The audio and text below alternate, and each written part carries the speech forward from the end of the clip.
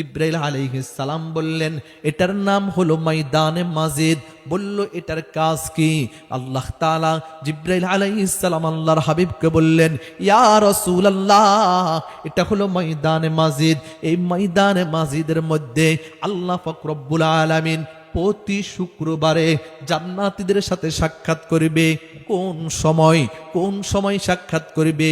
কিতাবের মধ্যে লিখে, যেই সময় দুনিয়ার মধ্যে মিম্বরের মধ্যে খতিব সাহেব উঠেন খুতবা দেওয়ার জন্য যখন উঠেন, এমন সময় আল্লাহ পাক রব্বুল আলামিন জান্নাতীদেরকে সালাম দিবে।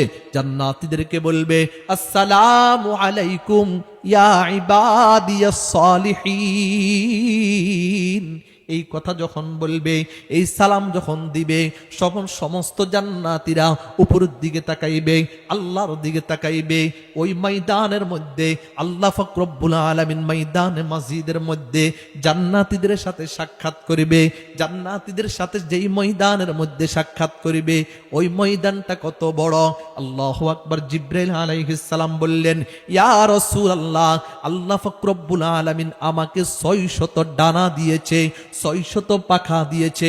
যেই দিন থেকে আল্লাহ পাক রব্বুল আলামিন আমাকে সৃষ্টি করেছে, ওই দিন থেকে আমি এই ময়দানে মাজিদ সফর আরম্ভ করলাম, দেখার জন্য একটু চাইলাম।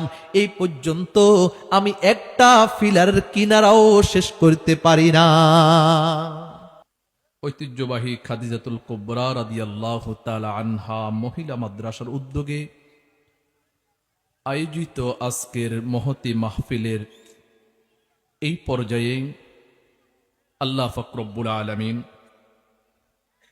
আমাদের অসংখ্য আল্লাহর বান্দাদের মধ্য থেকে আমাদের অল্প সংখ্যক কিছু বান্দাকে অতি মায়া করে, মোহব্বত করে, ভালোবেসে দিনই একটি মাহফিলের মজলিসে আসার বসার সমবেত হওয়ার তৌফিক দান করেছেন।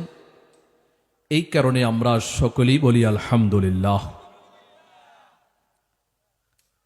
আমরা যিনারা প্যান্ডেলের বাহিরে দাঁড়ানো অবস্থায় আছি, প্যান্ডেলে বসে গেলে মাহফিলের সৌন্দর্য বাড়বে, কি বলেন? এই মজলিসে, এই প্যান্ডেলে আমরা যিনারা আছি, আল্লাহ তাআলা আমাদেরকে মহব্বত করেন, ভালোবাসেন, এটার ভিতরে কোনো সন্দেহ আসেনি। দানামিয়ার বাজার, এখনো বাজারে যিনারা অযথা ঘুরাফিরা করতেছে, চলাফেরা করে, যদি সকলে আসে, যদি এখানে বসে, প্যান্ডেলে জায়গা হবে নি, বলেন?